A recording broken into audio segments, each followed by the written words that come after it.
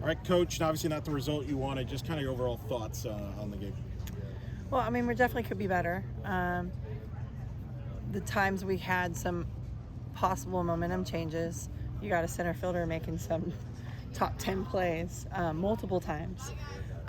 Shortstop made a few good plays as well. And I think we had the right people up at the right time. It just didn't go our way.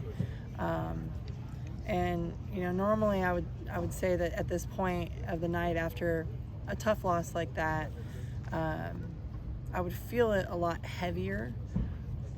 But I know that this group is just beginning. It's very early. And Night Nation, we had signing afterwards, and Night Nation just loves us. They said that was a tough loss, but you'll get them tomorrow. But they just love us because they know who we are and what we stand for. And so that's just, in the grand scheme of things, it's one game. We wear it for 30 minutes and we're on to the next game. The interaction with those fans out there really provide some kind of chicken soup for the soul after a loss there? Yeah. I mean, that's kind of just what I said it's great to be a Knight. It's always, it's the toughest time of some of our lives, 18 to 22-year-olds, where we're going to have like highs and lows and sad times and good times, and it just wasn't our night. What was the biggest difference between the UConn you played tonight versus the UConn you played or last time?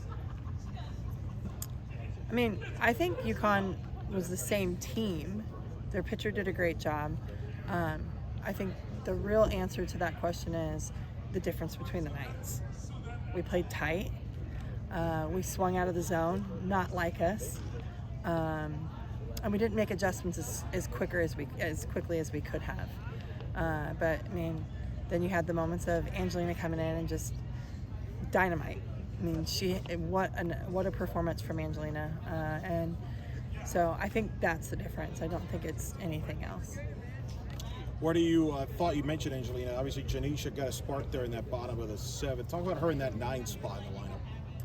Yeah, I don't know, Elo. We might be talking about her in a different spot tomorrow. We'll see. Let me sleep on it. But I love having her there as the second leadoff, especially with Jada coming up. It's just, I had all the confidence in those 4 seniors coming up. Like, we could get this done and, break a heart.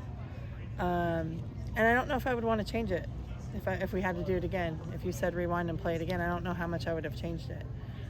So, but yeah, what she brings to the table, pressure on the defense, just creating havoc wherever she is huge. And so I think she can do that in any part of the lineup. But it's fun to have her do that and then bring Jada back in.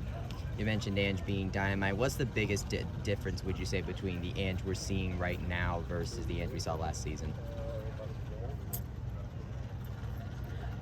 I would just say that the opportunity is becoming more and more because we learned who she was last year and knowing how to match well.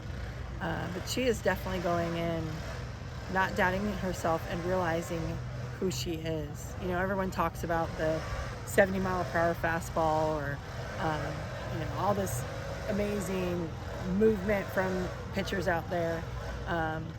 But again, Ange has awesome movement as well, and she may not be considered a power pitcher, but what she can do and how she was spotting out there, girl was dancing, and she's rolling with it and going with no fear. What would you say is the biggest thing that Grace maybe learned from tonight that she can take with her the rest of the year? I mean, I just feel like a couple of pitches, maybe in a half a ball off, and we're in a different ball game. So I think for her is just come out and do it again. She's got great stuff. She feeds her defense. She threw some really good pitches in moments, and so I feel like for her it's just getting more opportunities for it. Your offense has been fairly explosive over the course of the week, but today kind of just the fuse didn't seem to light, I guess, for lack of a better term. So what would you say is the best way for the team to not have to rely on explosive offense like that? Trusting themselves, knowing what they're good at, going with that, and really buying into whatever our plan is and being able to fail our way, which is the Knights' way. You can see that there's still a little bit of doubt, but again, it's because it's early, you know. So just again, trusting the plan, buying in, and being able to fail with whatever is asked. You know that 3-0 start before tonight was the first one you had since 2020. What's the biggest thing that these early season losses allow you to learn from a developmental perspective? It's so crazy how much we learn from a loss, right?